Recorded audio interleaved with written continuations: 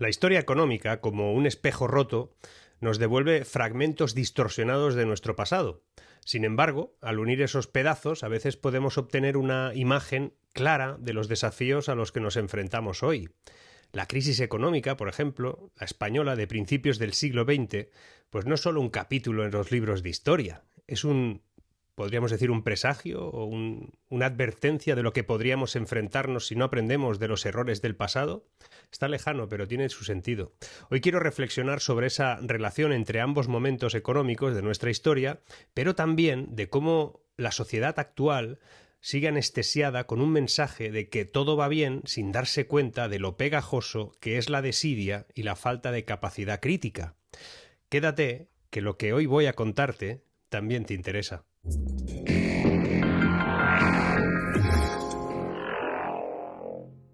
Cuando el siglo XIX se despedía, España se encontraba en una encrucijada.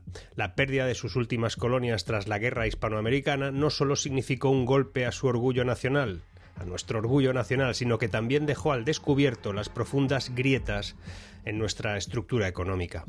Cuba, Puerto Rico, Filipinas y otras joyas de la corona española se convirtieron en el símbolo de un imperio en decadencia. Ese evento marcó el inicio de una crisis que sacudiría los cimientos de toda la sociedad española. La economía española, anclada en aquellos momentos en modelos agrarios obsoletos y en una industrialización incipiente, se tambaleaba, sobre todo ante el nuevo orden mundial, ante esas nuevas industrias. Las fábricas, que alguna vez fueron el orgullo de la revolución industrial española, cerraban sus puertas, incapaces de competir en un mercado global cada vez más feroz. El campo, por su parte, seguía atrapado en estructuras feudales que poco tenían que ofrecer a una población cada vez más creciente y cada vez más urbanizada. Se produjo una tormenta perfecta. A pesar de que desde los poderes de entonces se mantenía un discurso triunfal en muchos ámbitos, donde se indicaba que seguíamos siendo una potencia mundial, se hablaba del imperio todavía, que la economía marchaba perfectamente, resultaba que la realidad social era muy distinta y, sobre todo, las oportunidades que muchos creyeron se abrían con el nuevo siglo, en realidad eran apuestas erróneas, apuestas críticas. La crisis no tardó en mostrar su rostro más cruel. El desempleo se disparó, alcanzó niveles que hoy nos parecerían absolutamente apocalípticos. Bueno, o no tanto. Familias enteras se vieron obligadas a abandonar sus hogares, iniciaron un éxodo, los españoles, masivo, que redibujó todo el mapa demográfico de nuestro país. Las ciudades, incapaces de absorber esa oleada de migrantes internos, se convirtieron en caldos de cultivo para una miseria cada vez más creciente y un descontento importante. Pero la verdadera bomba de tiempo estaba en las calles. La frustración social, alimentada por años de promesas incumplidas y sobre todo por una desigualdad galopante, explotó en formas de protestas y huelgas. El gobierno, de entonces, atrapado entre la espada de la crisis económica y la pared del descontento social, al final lo que parecía era una especie de boxeador noqueado, incapaz de responder a los golpes que llegaban de todas partes y mucho menos afrontar los desafíos de un nuevo mundo que se estaba creando alrededor de nosotros. En ese escenario de caos, desesperación, las ideas radicales encontraron un terreno fértil. Hubo movimientos obreros, socialistas, anarquistas, del otro bando, todos ellos adeptos a una velocidad vertiginosa, prometiendo soluciones drásticas a problemas que parecían insolubles. La polarización política, en aquel momento, lejos de ofrecer alternativas viables, esto nos puede sonar, solo profundizaba en las divisiones en una sociedad que estaba fracturada. Y ahora, si nos detenemos un momento y miramos a nuestro alrededor, al final podríamos encontrar ciertos aspectos familiares en el panorama. La crisis financiera de 2008 y la reciente pandemia han dejado cicatrices profundas en el tejido económico de todos. Una vez más, nos encontraríamos en un mundo donde la desigualdad crece, el desempleo acecha, la frustración social hierve bajo la superficie. La globalización, que prometía ser la panacea para todos los males económicos, al final se ha mostrado más como un arma de doble filo. Las cadenas de suministro globales, antes estaban celebradas como el pináculo de la eficiencia económica, ahora resulta que son líneas de fallos por las que las crisis se propagan a una velocidad de vértigo. La dependencia de sectores específicos, por ejemplo, sea el turismo en España o la manufactura en China, nos recuerda de una manera bastante peligrosa la vulnerabilidad de la economía española, especialmente de aquel principios del siglo XX y la que podríamos estar ahora. Es cierto que la versión oficial nos dice que vamos como un cohete, como una moto, como yo que sé. Pero resulta que el crecimiento proyectado, es verdad, la Comisión Europea dice que vamos a crecer un 3%, que nos vamos a convertir en el motor de la eurozona. Eso es así, el triple que la media europea. Sin embargo, en la calle, el sentimiento es diferente. Según el CIS, la confianza del consumidor se ha desplomado. Solo un 30% de los españoles consideran que la economía va bien y casi un 60% piensa todo lo contrario. Es como un enigma, ¿no? Por eso, aquí podríamos aplicar un concepto clave para entender esta paradoja que se llama las finanzas conductuales, que es una rama de la economía que estudia la percepción social de la economía en cuanto a la gente. Y es que en este caso el impacto de la inflación explicaría este fenómeno, pues aunque los datos macros son positivos, la pérdida de poder adquisitivo deriva en una percepción negativa y que normalmente responde mucho mejor a la realidad de las grandes cifras, por cierto, porque al final lo que tú notas es lo que es. Aunque el panorama laboral también es mucho mejor que mucho tiempo antes, llevamos ahora récords de contrataciones y todo eso, el modo en el que se calcula la tasa de paro, la definición de quién es un desempleado y quién no, y la calidad de los salarios reales repercute en que la percepción sea distinta a los titulares. Se crea empleo. Una parte importante es público, o de sectores que por motivos de productividad no pueden ofrecer nuevos o buenos sueldos. De ahí que los datos, aunque sean buenos, se transforman en una realidad laboral que no lo es tanto. Pasa lo mismo con los fondos europeos, ¿no? El discurso oficial habla de una formidable modernización industrial de nuestro país, pero lo que perciben las empresas es todo lo contrario. O en el ámbito fiscal, se nos dice que solo suben los impuestos a los ricos, a las grandes empresas, cuando en realidad los hogares, autónomos y pymes contemplan cómo, tras atender sus obligaciones tributarias, cada vez que lo hacen, cada vez les queda menos. Pero aún así, muchos pueden considerar que en la comparativa está el efecto y que comparando vemos que estamos adelantando a otros países. Eso es lo que nos dicen. O que nos acercamos. Eso no es cierto. En todo caso, estamos recuperando distancias con algunos que se han estancado, Alemania, Francia, pero hay otros que también son europeos que nos atrapan o ya nos empiezan a superar en temas como el PIB per cápita o similares, países que estaban en otra órbita hace tiempo, eran patatales. El problema es Europa, que no tira. Europa se distancia de Estados Unidos porque, como te he explicado en otros vídeos, tanto China se nos come y también la Unión Europea se desvanece en su propia miopía. Hay detalles que son muy relevantes. Los coches de más de 15 años de antigüedad eran en 2005 en este país un 4%, ahora son el 42%. El modelo de coche más vendido en España es un Dacia, el mismo que se vende más en Marruecos, en Moldavia, en Rumanía, Bulgaria, en Bosnia. Igual tiene que ver con la desconexión de las élites políticas y económicas con la realidad de la calle, no lo sé, pero algo similar a la crisis de principios del siglo pasado está pasando. Un ejemplo claro es la transición hacia vehículos eléctricos, algo promovido por los burócratas europeos que están ajenos a la vida real. Eso también lo sabemos, ¿no? Imaginar que alguien que compró un coche diésel en 2008 por 15.000 euros pueda ahora reemplazarlo por un modelo eléctrico que supera los 35.000, pues obviamente refleja un desconocimiento importante de las capacidades económicas del ciudadano medio y de la evolución que ha sufrido nuestro mercado laboral, nuestro mercado económico, nuestra propia sociedad. Están en otro mundo, ¿no? Es algo que, por cierto, se puede imputar a Zapatero, a Rajoy, a Sánchez y a todos, ¿eh? Con todos ellos el gasto público ha crecido desproporcionadamente, mientras que los salarios reales han ido perdiendo poder adquisitivo. El contraste es cada vez más evidente, porque España gasta un 45% más en salarios públicos que lo que gasta Alemania, mientras 12 millones de ciudadanos están en riesgo de exclusión social con ingresos inferiores a 900 euros mensuales. Así está la cosa. Pero hay más señales, más señales de alarma que se ocultan tras la cortina del crecemos más que nadie. A mí me preocupa especialmente esta confianza peligrosa en una aparente calma económica, porque en realidad no es cierta del todo. Se vivió hace un siglo largo y se puede volver a vivir. En España el salario más frecuente es de 14.500 euros. Está cada vez más cerca del salario mínimo Y eso es algo que algunos celebran sin entender sus implicaciones.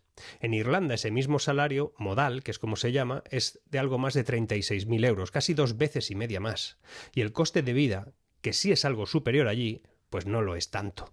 Si consideras que allí no hay servicios públicos y todo eso que se cuenta, te invito a mirar vídeos que tengo aquí con mi experiencia viviendo en Dublín durante 7 años, porque no todo es lo que parece o lo que te cuentan. El problema es que en España, en Francia también, en Italia, en Portugal y en otros países de la eurozona, se está igualando por abajo. Y eso no es progreso, sino es un síntoma de una economía estancada, donde subir artificialmente el salario mínimo al final lo único que hace es destruir empleo, pues obliga a las empresas a pagar más de lo que ciertos trabajadores en realidad producen. Y eso no funciona. Medidas como, no sé, pagas simbólicas, controles de alquiler, todo eso crea ilusiones de avances, pero en realidad lo que están procurando es dificultar el acceso a la vivienda, perpetuar la pobreza. España no está generando prosperidad de momento, sino repartiendo la pobreza, algo que sucede desde hace ya bastantes gobiernos, no de un color ni del otro, y hace tiempo. Y eso nos condena a ser un país mediocre, indispuesto para afrontar el desafío de un mundo que es tecnológico, industrializado y sobre todo del conocimiento, porque estamos muy lejos de eso. Y otros, y eso es lo peor, sí que están situándose sin hacer mucho ruido. Y algo que se fue gestando hace muchas décadas, eso de criminalizar al empresario, al que con mucho esfuerzo y sacrificando su patrimonio, arriesgándolo todo, montaba un proyecto que si salía mal, al final era estigmatizado, y si le salía bien, era objeto de críticas y sospechas, pues todo eso no se valora. No se valora todo eso y a cambio llevamos mucho tiempo procurando crear una sociedad que sea acomodada, protestona y que, sin darse cuenta de su miseria, asume casi como normal una vida a la que sus padres hubieran llamado pobreza.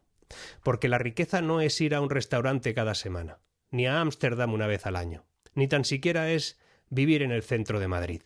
Eso, cuando depende de todos tus ingresos, yo le denomino, y lo hice con un libro, microburguesía low cost. Tener coche propio, capacidad de ahorro, invertir en interés compuesto, trabajar 14 horas y planear montar un negocio algún día, ahora aquí cada vez es menos posible. ¿Que la vivienda está muy cara? Pues claro, suele pasar cuando no hay oferta de algo. ¿Que los salarios son muy bajos? Pues claro, suele pasar cuando el modelo productivo de un país depende de lo público, de sectores de baja rentabilidad, y además también suele pasar donde los impuestos y cotizaciones devoran todo a cambio de unos servicios públicos que son, yo creo que más que revisables. Somos pobres, pero las cifras macro dicen lo contrario. Pero lo somos, personas de 30 y tantos, soñando con irse de casa de sus padres, a compartir un piso con otros señores mayores, para montar una familia algún día, que en el mejor de los casos estará compuesta por un solo crío, y una mascota en la mayoría. Pues hombre, somos pobres, y no sabemos el por qué. Uno de los motivos tal vez es que los españoles hablan de salario neto y olvidan cuánto de sus nóminas son cotizaciones que la empresa paga por su trabajo. Y ya sé que aquí me van a decir que eso no es sueldo, que el neto es lo que hay que contar. Pero entonces, ¿por qué le llaman salario bruto? Somos pobres y no sabemos el por qué y no nos quejamos, porque en gran medida se nos habla de modernización, de progreso, de igualdad, de sostenibilidad, de resiliencia, cuando en realidad deberían de llamarlo oportunidad perdida. No es cierto que estemos convergiendo con la modernidad, como pasó a principios del siglo XX. Muchos países están ahora posicionándose para ese combate tecnológico, donde tener cierto control productivo e innovador sobre el escenario que supondrá, por ejemplo, la inteligencia artificial, pues todo eso marcará el futuro y el bienestar de sus gentes, de esos países. Esto no va de regular. En eso somos muy entusiastas, por cierto. Va de crear, de idear, de producir. Luego ya lo iremos regulando si es preciso, pero primero hay que crear. Proponemos regular porque somos incapaces de crear, o crear muy poco. Y hay una generación que se va ampliando, una clase social que denominamos asalariado pobre, que están resignados a una esclavitud moral que deriva en una esclavitud económica, en una dependencia total de lo que se ha montado para reducir su iniciativa y su sentido crítico. Y eso, por desgracia, es lo que viene. España es un país que crece, que el que más crece de la Unión es el motor. Pues imagina cómo está Europa. Que el motor sea la economía de servicios, de mayor crecimiento del sector público y con mayor incremento de impuestos, es para pensárselo, nosotros y Europa. Pues nadie lo piensa. Nadie piensa en que la pobreza se extiende sin que se perciba, porque ser pobre hoy no es lo mismo que a finales del siglo XIX, no en lo económico o en el acceso a los servicios u oportunidades, pero sí lo es en lo cultural y también en lo moral. Uno de los problemas más acuciantes es la dificultad para alcanzar consensos de nuestra clase política. En un clima político marcado por la confrontación constante, lograr acuerdos amplios entre grupos con sensibilidades distintas ya se ha convertido en algo que es absolutamente imposible. Esta situación lo que hace es obstaculizar de forma seria la capacidad de los gobiernos para tomar decisiones que sean estratégicas, que marquen el futuro, ese futuro que se debe conquistar. Y ya no hablemos de afrontar la crisis, porque, por ejemplo, el modo en el que se enfrentan las crisis los gobiernos que no miran más allá de sus narices es curiosamente generando deuda.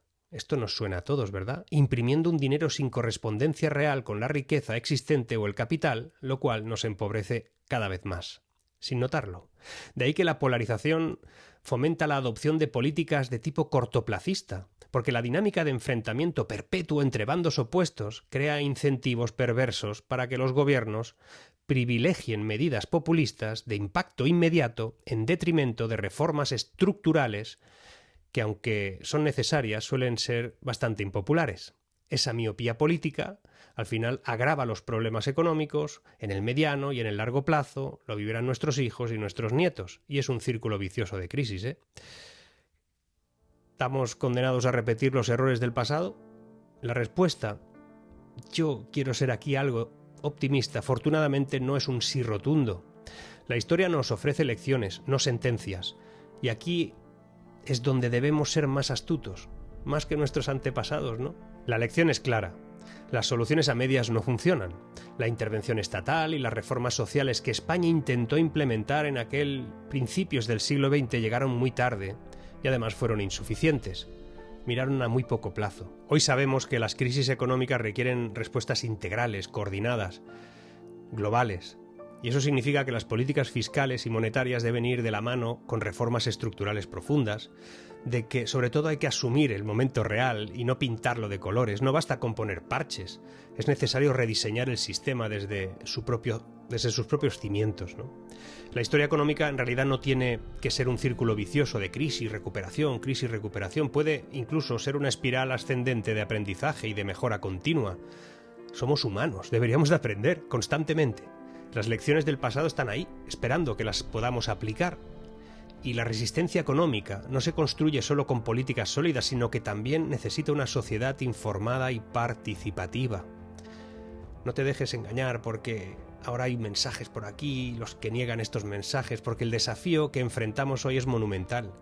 No es insuperable, requiere visión, coraje, voluntad de aprender de los errores, de que todos participemos.